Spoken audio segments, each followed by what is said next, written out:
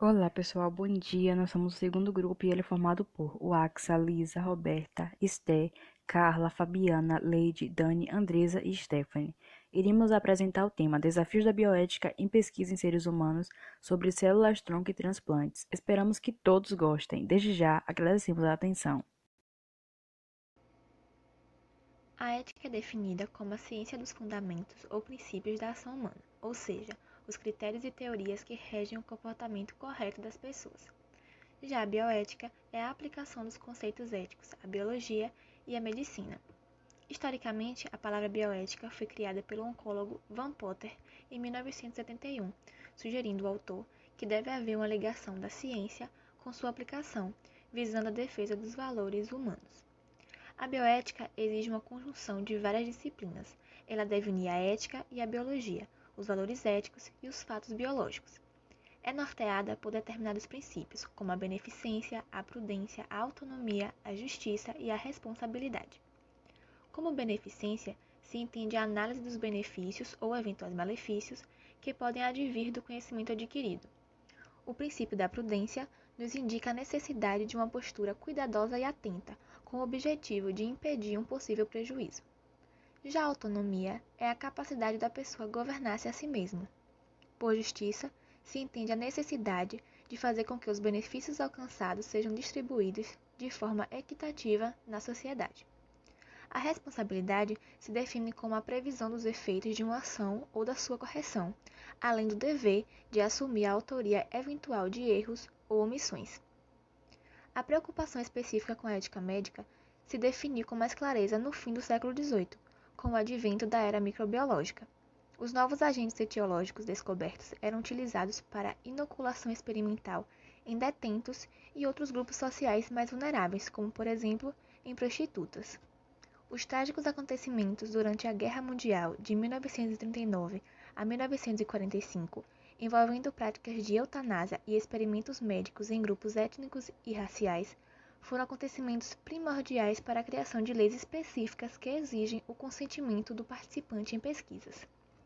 Esses acontecimentos levaram ao surgimento do chamado Código de Nuremberg, em 1947, no qual se define a essencialidade do consentimento prévio e individual por parte do participante em um experimento com seres humanos, o direito do indivíduo retirar-se do grupo do experimento a qualquer momento e a definição de que os experimentos em humanos somente seriam realizados quando não houvesse outra metodologia disponível para se obter os resultados desejados, excluindo-se assim experiências ao acaso ou desnecessárias. Para exemplificar a gravidade desses terríveis experimentos e, consequentemente, a importância da bioética para que eles não aconteçam, vamos apresentar a seguir o relato de Eva Morbes-Kor, uma sobrevivente de experimentos médicos no campo nazista.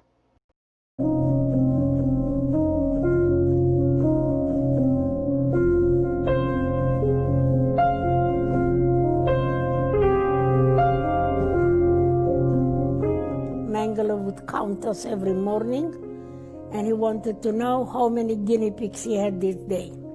I was used in two types of experiments. Monday, Wednesday, Friday. They would put me naked in a room with my twin sister and many other twins up to 8 hours a day. They would measure every part of my body, compare it to my twin sister, and then compare it to chart. On alternate days, Tuesday, Thursday, Saturday, they would take us to a blood lab. They would tie both of my arms to restrict the blood flow, take a lot of blood from my left arm, and give me a minimum of 5 injections in the right arm.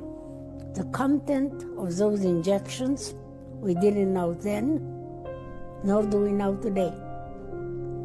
After one of those injections, I became very ill with a very high fever. My legs and arms were swollen and very painful.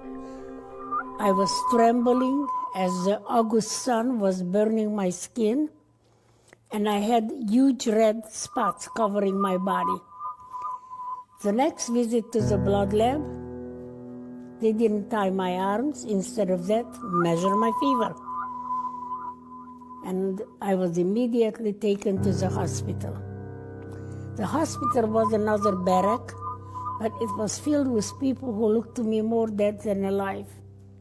Next morning, Mengele came in with 4 other doctors, never ever examined me. He looked at my fever chart, and then he declared, "Too bad, she's so young. She has only 2 weeks to live." For the following 2 weeks, I have only one clear memory: crawling on the barrack floor because I no longer could walk, and crawling to reach a faucet with water at the other end of the barrack. And as I was crawling, I would fade out in and out of consciousness, telling myself, I must survive, I must survive. Foi fato marcante para o desenvolvimento revolucionário da biologia celular o nascimento da ovelha Dolly, divulgado em 1997 pelo cientista escocês Ian Wilmot, primeiro mamífero clonado a partir de uma célula somática adulta, por meio de técnicas de reconstrução embrionária por transferência nuclear. Em 1998, Thomson e Gittert publicaram a obtenção de células embrionárias pluripotentes humanas. Rapidamente, o mundo científico vislumbrou a combinação das duas tecnologias recém-descobertas, a clonagem e as células-tronco humanas. Com a evolução das pesquisas, foram descobertos e caracterizados diversos tipos de células-tronco, encontradas tanto em estágios embrionários como em vários tecidos adultos. As células-tronco de origem embrionária podem originar todos os tipos celulares presentes no organismo adulto, enquanto as células-tronco presentes em tecidos adultos possuem uma capacidade de diferenciação aparentemente mais limitada. O fato causador de maior polêmica bioética é que as células-tronco embrionárias se originam de blastócitos humanos excedentes, acarretando uma rejeição de ordem ético-moral ao causar sua destruição. As células-tronco adultas, denominadas de multipotentes, possuem capacidade de diferenciação limitada ao tecido de origem. Já foram identificadas no sangue, no cérebro, na córnea, na retina, no epitélio olfativo, na polpa dentária, nos pulmões, nos músculos esqueléticos, nos músculos cardíacos, no fígado, na mucosa intestinal, na gordura e na pele. Nos últimos tempos foi verificado que as células-tronco hematopoéticas poderiam, em determinadas circunstâncias, diferenciar-se também em outros tipos celulares. O uso terapêutico do transplante de células-tronco hematopoéticas já é utilizado há 4 décadas e atualmente é utilizado para o tratamento de diversas doenças neoplásicas hematológicas, como leucemias, linfomas, mieloma múltiplo e de doenças não neoplásicas, como aplasia medular, hemoglobinopatias, distúrbios metabólicos ou imunológicos e doenças autoimunes.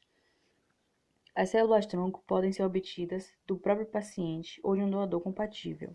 Pesquisadores como Villas-Boas avaliaram os efeitos do transplante de medula óssea para o miocárdio em pacientes com insuficiência cardíaca de origem chagásica.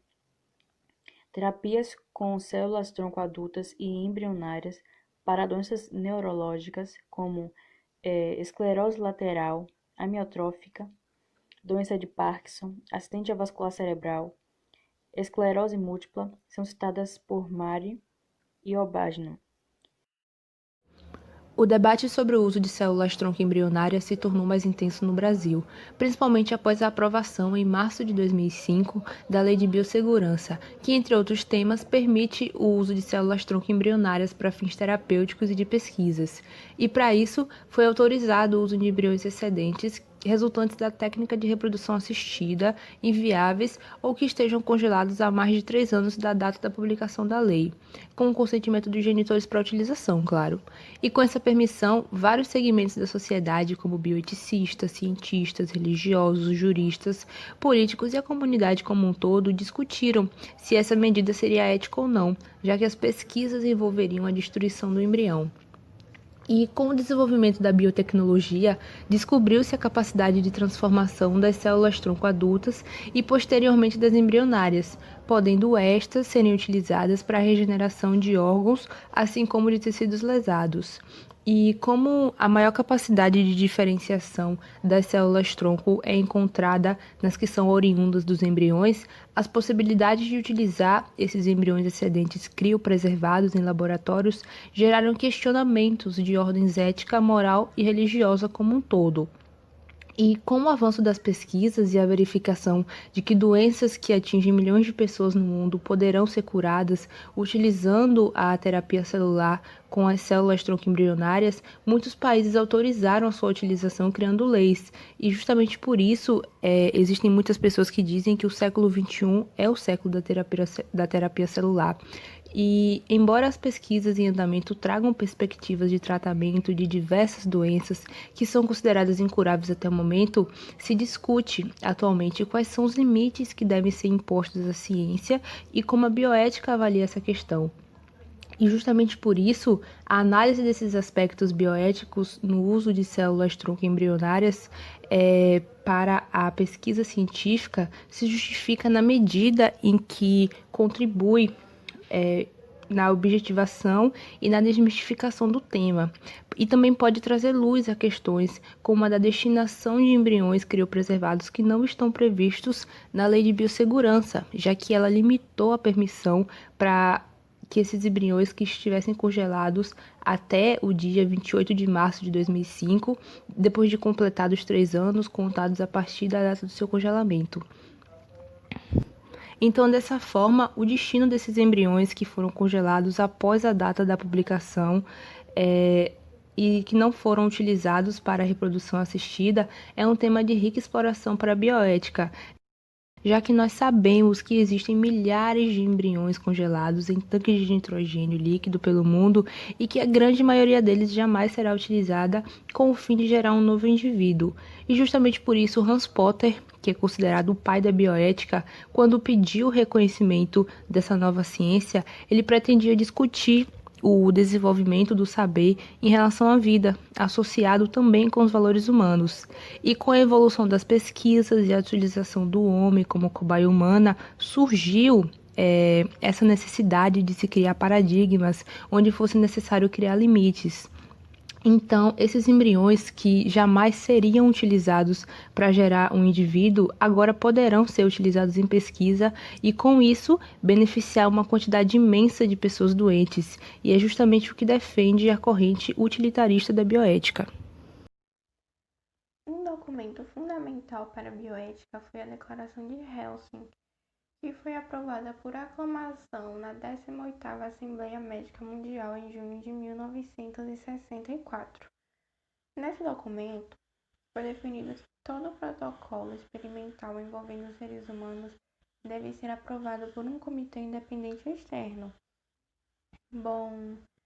Nesse comitê deve haver supervisão por profissional qualificado e responsável pelo protocolo.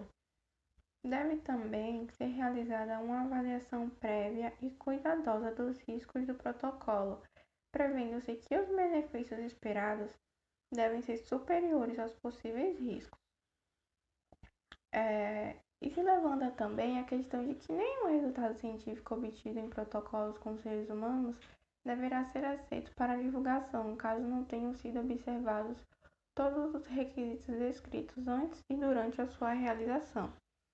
A Declaração de Helsinki é um documento de referência essencial aos comitês de ética em todo o mundo.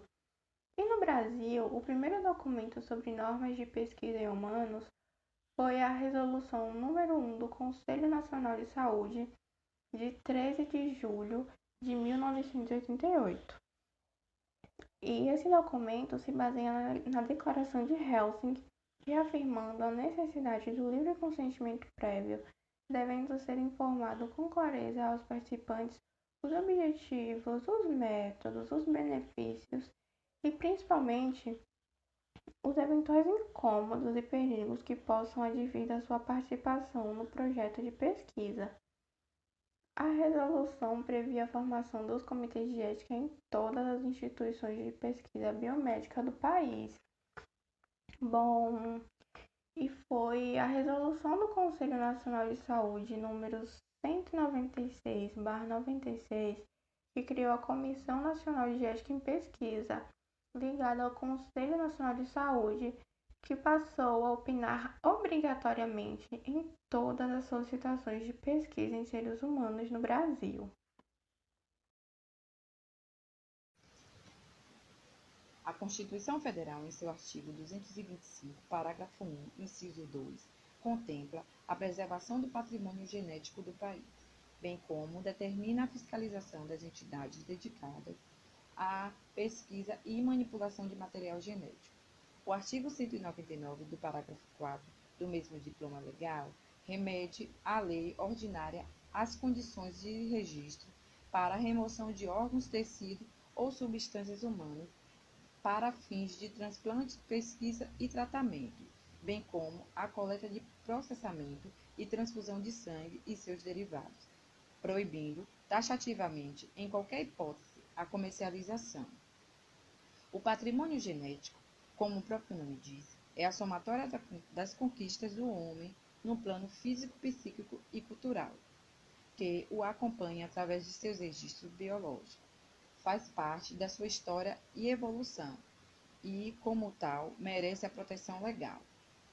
Ainda não existe, a nível mundial, leis que regulamentem a realização de pesquisas com células-tronco, e muitos países têm criado suas próprias leis para o desenvolvimento de pesquisa e utilização terapêutica dessas células.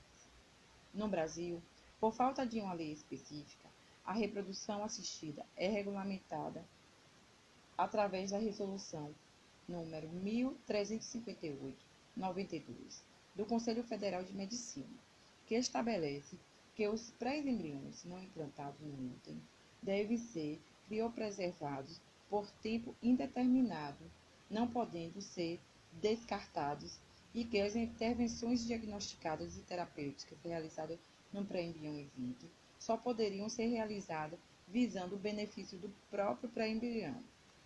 No entanto, somente com a aprovação da Lei da Biossegurança, tornou-se possível o desenvolvimento de pesquisas com estas células, pois as mesmas não eram legalizadas no país. Esta lei foi regulamentada pelo Decreto 5.591 de 2005, que prevê que as pesquisas e terapias com células-tronco sejam feitas com embriões humanos inviáveis para a reprodução e que estejam congelados há mais de 3 anos. O dilema bioético envolvendo a utilização de células-troncos em pesquisas é caracterizado como tal por se tratar de um conflito de valores decorrente do que Morin denomina de uma pluralidade de imperativos contraditórios e abarca aspectos culturais e econômicos, políticos e sociais, entre outros. Em muitos países não foi aprovado o uso de células embrionárias em pesquisas, especialmente porque não estavam suficientemente claras as implicações éticas envolvidas em diversos aspectos. Desde a obtenção de material biológico, já que neste caso é necessário sacrificar embriões produzidos em laboratórios ou em clínicas de reprodução assistida que mantêm estoque de embriões excedentes congelados, até a utilização de embriões para a clonagem terapêutica reprodutiva. Neste contexto, cabe a reflexão acerca da afirmação de alguns cientistas que defendem a tese de que os estudos com células-troncos embrionárias teriam benefícios com a relação ao destino que deve ser dado aos embriões com mais de 3 anos de congelamento. Por que não se questionar quanto outro destino possível que não seja a destruição? Será que o fato de não saberem o que fazer com os embriões não está relacionado ao pouco conhecimento que se tem sobre os mesmos? Afirma um ditado oriental que a resposta nunca está separada do problema. Deste modo, podem-se pensar que quanto mais conhecerem os embriões, mais saberão das suas utilidades, que podem ser inúmeras e maiores do que se conhece até o momento. Embora estas questões estejam no cerne das discussões em torno das pesquisas com célula-tronco, cabe aos mesmos, não sendo totalmente desconhecida, que envolve a bioética do conhecimento, um tipo de consciência profissional e responsabilidade social, que independe da moral exterior inerente ao pesquisador, podendo ser chamada de mola percursora, que impera sobre todos os interditos e tabus que se pode observar os avanços científicos. Questionamentos e avanços das células-tronco. A Igreja Católica defende que a vida é inviolável a partir da sua concepção, seja natural ou artificial. Os juristas simpatizantes da teoria concepcionista defendem que os embriões possuem direitos a partir da concepção. A admissão jurídica no uso de células-tronco embrionárias é apresentada com a análise das legislações de diferentes países. Não podemos ignorar que no Brasil, assim como no mundo inteiro, existem milhares de embriões criopreservados em laboratórios de clínicas de reprodução assistida. Esta constatação traz à tona um problema ético e legal que precisa ser enfrentado e que não pode ser postergado indefinidamente. Mas cedo ou tarde, uma atitude política e jurídica terá que ser tomada enfrentando todos os questionamentos éticos decorrentes da decisão. Apesar das polêmicas, que envolvem questões éticas, filosóficas, científicas e religiosas, a decisão do STF em 2005 significou um considerável avanço para as pesquisas nesta área do conhecimento. 5 meses depois, pesquisadores da Universidade de São Paulo e do Rio de Janeiro já anunciavam em conjunto a criação da primeira linhagem de células-tronco embrionárias brasileira. Outros avanços estão relacionados à possibilidade de produzir células-troncos embrionárias sem destruir o embrião e de reprogramar células somáticas humanas para que se comportem como células-tronco pluripotentes. Apesar desses avanços, é importante ter cautela, pois a grande maioria das pesquisas com células-troncos embrionárias são de cunho básico e representam avanços nas técnicas de pesquisas e não diretamente na terapêutica. É importante ressaltar também que, embora as células-troncos adultas possuam limitações em sua plasticidade, a maior parte dos estudos experimentais com células-tronco realizados em seres humanos tem sido com estas células, e muitos deles têm apresentado bons resultados. Todavia, estudos experimentais com células-troncos embrionárias têm sido realizados em modelos animais e muitos deles também têm se mostrado promissores, como foi o caso da ovelha Dolly. Transplantes. Desde os tempos antigos, a possibilidade de substituir órgãos doentes por outros sadios sempre deslumbrou a humanidade. Depois de uma longa história de fracassos, o transplante de órgãos e tecidos passou a ser aceito como um método terapêutico íntimo, graças aos avanços de técnicas cirúrgicas e a introdução de fármacos imunomoduladores. O transplante permitiu manter com vida um grande número de pessoas vítimas de doenças que outrora não tinham possibilidade de sobreviver aos episódios de agudização. Para o desenvolvimento técnico-científico dos transplantes e consequente sucesso dessa modalidade terapêutica, é necessária a obtenção de órgãos. O incremento da realização de transplante acarretou, além da cura de pacientes anteriormente desencanados, a valorização do ser humano como reserva de órgãos e tecidos, suscitando objeções bioéticas e jurídicas em razão da inviolabilidade e da inalienabilidade do corpo, as quais modularam a normatização de condutas capazes de equilibrar um caráter aceitável de rompimento da integridade do corpo humano com a possibilidade de remoção de estruturas para fins terapêuticos quanto à forma de obtenção dos órgãos e tecidos, especificamente falando em órgãos oriundos de seres humanos. A questão mais importante é a do resguardo da voluntariedade e da espontaneidade do ato de doar. Ou se aceita que o bem comum está acima da vontade do indivíduo, ou se permite a apropriação de órgãos de cadáveres, ou se delibera que o indivíduo é proprietário do seu corpo, e dessa forma pode dispor dele como melhor lhe aprouver. A obtenção de órgãos do doador vivo tem sido muito utilizada e ainda é útil, porém é igualmente questionável desde o ponto de vista ético. As questões envolvidas são a autonomia e a liberdade do doador, de dar o consentimento e a avaliação do risco do benefício, associada ao procedimento, especialmente com relação à não maleficência, mutilação do doador.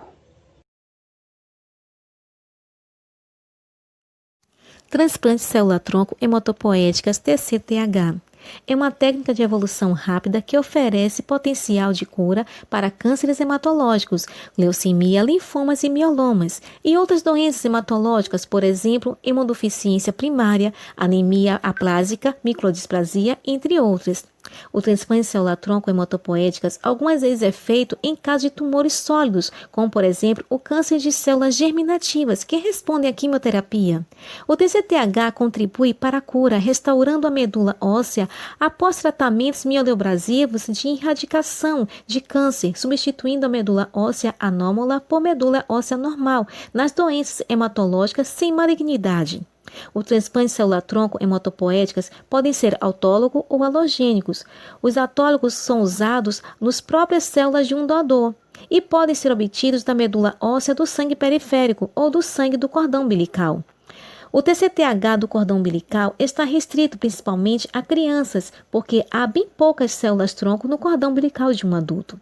O TCTH halogênico é limitado principalmente pela falta de doadores compatíveis. Depois de um transplante halogênico de células-tronco hematopoéticas, até 6 meses de imunossupressão profilática para prevenir que as células-troncos do doador reajam contra as moléculas do paciente. Em geral, os antibióticos de amplo espectro não são utilizados, a menos que ocorra febre. As principais complicações precoces incluem falha de incorporação ou rejeição. A falha de incorporação e a rejeição afetam menos de 5% dos pacientes e se manifestam com panцitopenia persistente ou declínio irreversível da contagem de hemácias. O tratamento é feito com corticoide por várias semanas. As pesquisas com células-troncos provenientes do embrião humano apresentam problemas éticos complexos. O desenvolvimento biotecnológico alcançando poderá permitir que muitas doenças consideradas incuráveis até o momento possam ser tratadas com células-troncos embrionárias, permitindo que milhares de pacientes tenham uma perspectiva de vida melhor. E aí surge o grande questionamento para muitos: a que preço? Pois utilizar células-troncos provenientes em um embrião significa tirar a potencialidade dele se tornar um ser humano. Outros acham que essa potencialidade de se tornar ser humano não existe, pois eles se tornarão excedentes, porque jamais serão implantados em um útero materno, extinguindo qualquer chance de continuar o processo da vida que se iniciou com a fertilização em laboratório. Então, a discussão fundamental que se impõe é: quando o ser humano é considerado pessoa? Existirá uma verdade absoluta para essa pergunta? O marco zero do início da vida, sem dúvida, é a fertilização. O entendimento de quando o embrião é considerado pessoa é que gera dilemas e varia com a cultura, a religião e a moral de cada um. Será o momento da concepção ou durante seu desenvolvimento? A bioética, como sugeriu Potter, é a ponte para esse entendimento. O fato é que determinar esse momento em que o embrião pode ser considerado uma pessoa e a partir daí ser intocável parece ser uma tarefa impossível de se realizar. Pois, se feito, quem será o detentor da verdade? A bioética, a biologia, o direito ou a religião? No Brasil, a Lei de Biossegurança, que permitiu a utilização dos embriões excedentes em pesquisas e terapia, não contemplou o destino dos embriões que fossem congelados após a lei e nem aqueles que não serão doados pelos seus pais. Podemos concluir que referenciais bioéticos podem ser aplicados na utilização de células-troncos embrionárias para os que se posicionam a favor da viabilidade do ser humano. A partir da concepção, não há como aplicar qualquer referencial bioético nessa utilização, pois estaria violando a vida do ser humano em potencial existente no embrião. Nosso posicionamento diante da polêmica do uso de células-troncos embrionárias é a aceitação da utilização, tendo em vista as eventuais possibilidades terapêuticas que poderão trazer a cura ou melhora de qualidade de vida de números incontáveis de pacientes. Tal posição decorre do fato de entendermos que o embrião passa a ter o status de pessoa no momento da implantação no útero materno. Momento esse que permitirá, a partir daí, o seu desenvolvimento e a transformação em ser humano.